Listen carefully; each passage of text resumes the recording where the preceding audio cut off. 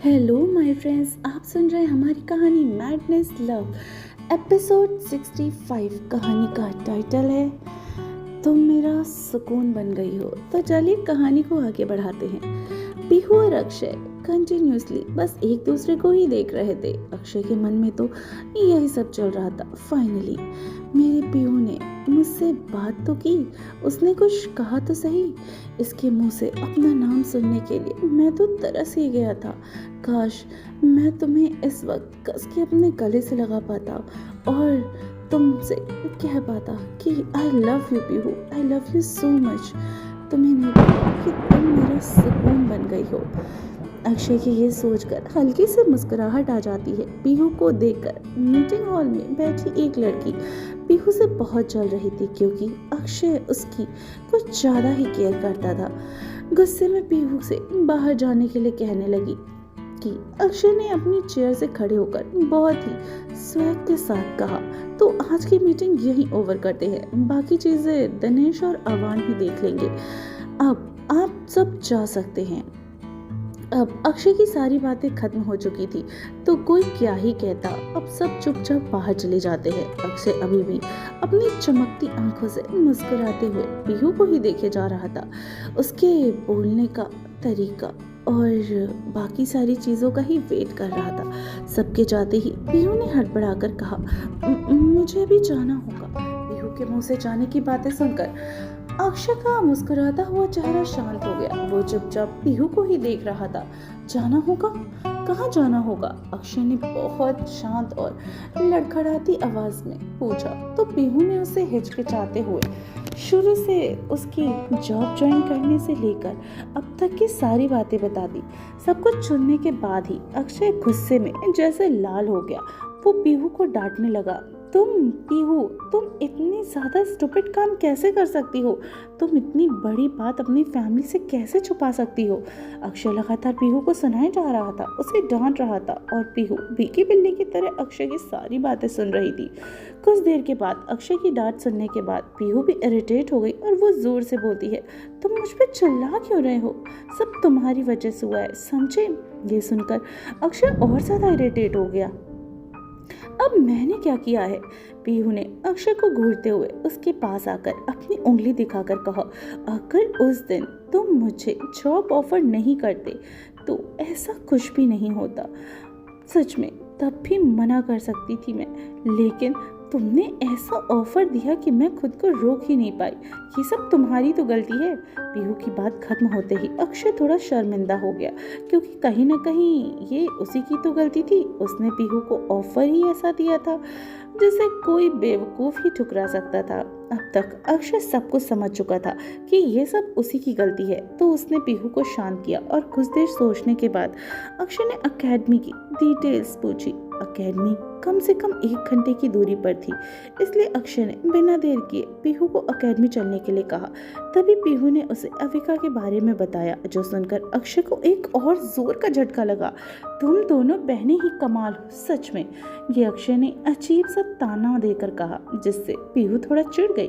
लेकिन अक्षय इस बात को इग्नोर करके सोचने लगा, अब अविका को अकेडमी कैसे पहुंचाऊं? लेकिन अविका जिस तरह की थी वो अकेडमी से बहुत दूर थी। कुछ सेकंड सोचने के बाद अक्षय ने जल्दी से अपना फोन निकाला और निखिल को कॉल कर दिया। निखिल के कॉल उठाते ही अक्षय तुरंत ही उससे पूछता है, तुम अभी कहाँ हो? ये सुनकर दूसरी तरफ से निखिल ने बहुत ही रूडली जवाब दिया, जब तुमने मुझे फेंका था साले कमीने। निखिल अक्षय का दोस्त होने के कारण साथ साथ उसका बिजनेस पार्टनर भी तो था। रिकवर होने के बाद जब अक्षय को पता चल गया कि बिजनेस के काफ़ी लॉस हो चुका है तो उसने ऋषि और निखिल को अलग अलग ब्रांच में भेज दिया। अक्षय बिजनेस को हैंडल करने में बहुत स्मार्ट था, इसलिए निखिल और ऋषि और दिनेश इस मामले में उससे कोई भी आर्ग्यू नहीं करते थे। लेकिन इस कंडीशन में किसी न किसी का अक्षय के साथ रहना बहुत ज़रूरी था, इसलिए दिनेश ने बहाना बनाकर उसके साथ रहने के लिए यानी अक्षय को मना लिया। तब से वो चारों ही दोबारा बिजनेस ट्रैक पर आ गए और दिन रात मेहनत करने लगे। आज निखिल की इम्पोर्टेंट मीटिंग थी, लेकिन अक्षय ने उसे सारी प्रॉब्लम बताकर जल्दी से अविका को एकेडमी पहुंचने के लिए कहा। वह अब बेचारा निखिल करता ही क्या, उसका दोस्त उसके लिए हर चीज़ पहले से ही कर देता था। और अब तो बात वैसे भी पीहू की थी, जो निखिल की दोस्त थी और भाभी भी, इसलिए वो बिना देर किए अपनी गाड़ी लेकर अभी को पिक करने के लिए निकल जाता है। दूसरी तरफ अक्षय भी पीहू के साथ लेकर एकेडमी निकल जाता है। निखिल कंटिन्यू अविका को कॉल में बना हुआ था। उसके पास पहुंचते ही उसने कोशिश कर रहा था, अचानक उसकी नजर सामने रेड टॉप और वाइट जीन्स पहनी लड़की पर गई। वो धूप में इरिटेट होकर अपने बालों को अपने चेहरे से हटा रही थी। एक पल के लिए निखिल का मुंह खुला का खुला ही रह गया और उसे देखता ही रह गया। वो होश में आया और बड़बड़ा कर बोलता, shut up Nikhil, behave yourself. और वो फिर से अविका से बात करने के लिए लगा। वो दोनों एक ही जगह पर थे। निखिल ने कार का शीशा नीचे करके कहा, आपने जो जगह मुझे बताई है मैं एग्जैक्ट वही हूँ, लेकिन आप मुझे दिखाई नहीं दे रही हैं। ये सुनकर अविका ने चारों तरफ देखा, तभी उसे निखिल की गाड़ी से किसी को ढूंढते हुए दिख रहा था। अभी समझ गई कि वही निखिल है।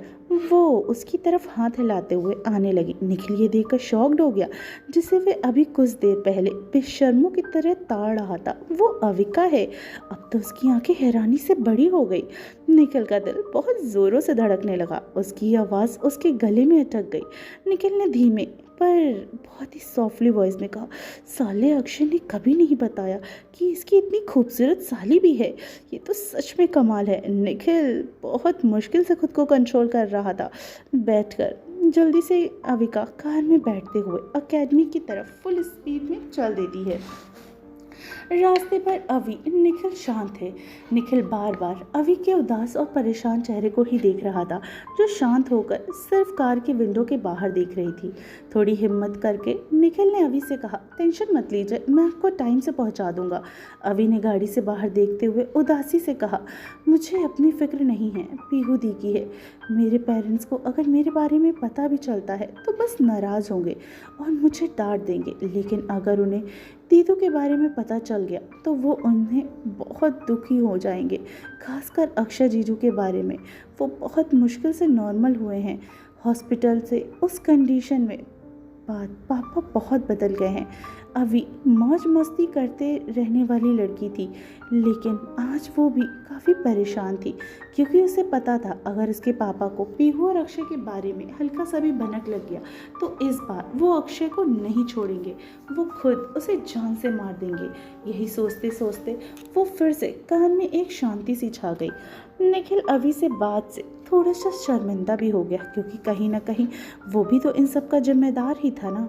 दूसरी तरफ पीहू बहुत पैनिक हो रही थी। ट्रैफिक की वजह से वो लेट हो रहे थे। अक्षय को इतना परेशान देखकर अक्षय ने उससे हाथ पे अपना हाथ रखा और डोंट वरी, सब ठीक हो जाएगा। अगर तुम्हारे पापा को कुछ पता भी चल गया तो मैं खुद उनसे बात करूँगा और उन्हें खुद समझाऊँगा। पीहू एकटक सिर्फ अक्षय को ही देख रही थी, पता नहीं क्यों, लेकिन आज उसे खुद से ज़्यादा अक्षय पर भरोसा हो रहा था। उसने थोड़ा रिलैक्स होकर हल्का फुल्का मुस्कुराया।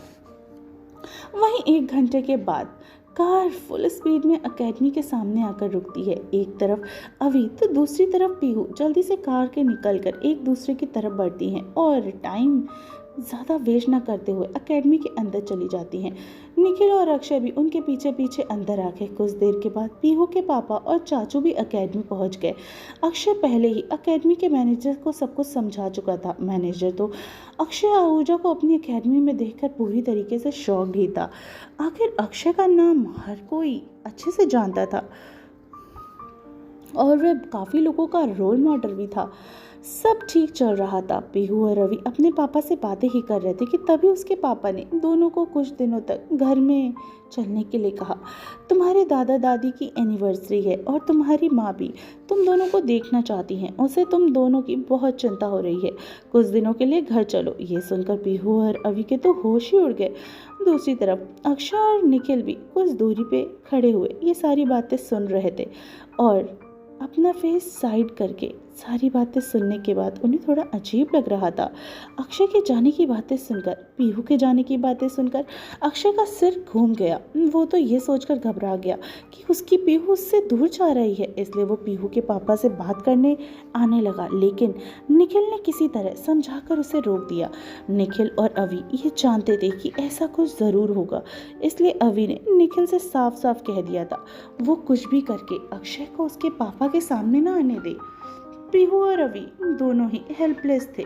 उन्होंने बहाना बनाकर 5 मिनट अपने पापा को रुकने के लिए कहा और वॉशरूम चली गई। उनके जाते ही पीहू के चाचू ने कहा, भाई सच बताइए, आप जानबूझकर पीहू को घर ले जाना चाहते हैं ना? आप जानबूझकर यहाँ आए हैं? ये सुनकर पीहू के पापा शांत लहजे में कहते हैं, हाँ मुझे लग रहा है पीहू मुझसे कुछ छुपा रही है, इसलिए मैं तसल्ली करना चाहता हूँ। मैं इस बार अपनी बेटी के साथ वो सब नहीं होने दूंगा। मैं कुछ भी करके पीहू को उस इंसान से दूर रखना चाहता हूँ। पिछली बार मेरी बच्ची अकेले सब कुछ सहती रही, लेकिन अब ऐसा नहीं होगा। उसके पापा उसके साथ रहेंगे और ये उस घटिया इंसान और उसके परिवार से अपनी बच्ची के आस-पास भी नहीं भटकने दूंगा। इतना कहकर पीहू के पापा चुप हो गए और पानी पीने लगे। सब पास में ही बैठे थे। अक्षय और निखिल भी सुन रहे थे। अक्षय को तो कुछ भी समझ में ही नहीं आया, आखिर पीहू के पापा किसके बारे में बात कर रहे थे? पीहू के पापा क्या बात कर रहे हैं? पीहू को किससे प्रोटेक्ट करने की बात कर रहे हैं? लेकिन निखिल को ये सब कुछ समझ में आ रहा था। उसने मन में सोचकर कहा, अक्षय अब मैं तुम्हें कैसे बताऊं? वो तुम्हारे ही बारे में बात कर रहे हैं, वो पीहू को तुमसे प्रोटेक्ट कर रहे हैं। ये सोचकर निखिल ने एक गहरी सांस ली। कुछ देर के बाद पीहू और रवि आ गए और अपने पापा और चाचू के साथ घर के लिए निकल जाने लगे। अक्षय काफ़ी हेल्पलेस होकर बस पीहू को जाता हुआ देख रहा था। उसने पीहू के पास आने की कोशिश की, लेकिन निखिल ने उसे पीहू की कसम देकर रोक दिया और पीहू के जाने से पहले अक्षय को मैसेज करके कहा, I am sorry sir, please इसे मेरी छुट्टी पे ऐड कर दीजिएगा। आप जितनी पेमेंट काटना चाहें काट सकते हैं। मैसेज पढ़कर अक्षय को इतना गुस्सा आया कि उसने कार पर ज़ोर से हाथ मारा। वो अभी भी मेरे बारे में ऐसा सोच रही है? क्या सच में उसे मेरी फीलिंग्स की ज़रा भी परवाह नहीं है? उसे दिखाई नहीं देता मैं उससे पागलों की तरह प्यार करता हूँ? इतना कहकर अक्षय ने निखिल की तरफ देखा जो खुद अवि के ख्यालों में खोया हुआ था। अक्षय ने सीधा निखिल के चेस्ट पर एक मुक्का दे मारा और कहा, ये सब तुम्हारी वजह से हुआ। मैं उसे रोक सकता था, लेकिन तुम अक्षय, तुम मेरी जान लेना चाहते हो क्या? निखिल ने ज़ोर से चिल्लाते हुए अपने चेस्ट को पकड़ लिया। दोनों दोस्त बच्चों की तरह वहाँ पर लड़ने लगे और एक दूसरे से मुंह फुलाकर खड़े हो गए। लगभग 5 मिनट के बाद अक्षय ने मुंह बनाकर कहा, ड्रिंक करने चलें? ये सुनकर निखिल ने बड़ी सी मुस्कुराहट के साथ अक्षय के गले से अपनी एक बाजू डालकर कहा, श्योर। अक्षय बहुत फ्रस्ट्रेट हो गया था। वो ये सब निखिल अच्छे से समझ रहा था, इसीलिए वो दोनों पास के ही एक बियर शॉप पर गए और ड्रिंक करने लगे। तो फ्रेंड्स, कैसी लगी आपको हमारी कहानी? आई होप पसंद आई हो। और कहानी का अगला पार्ट सुनने के लिए अगर आपने चैनल को सब्सक्राइब नहीं किया है तो जल्दी से जाइए और मेरे चैनल को सब्सक्राइब कीजिए और सुनते रहिए।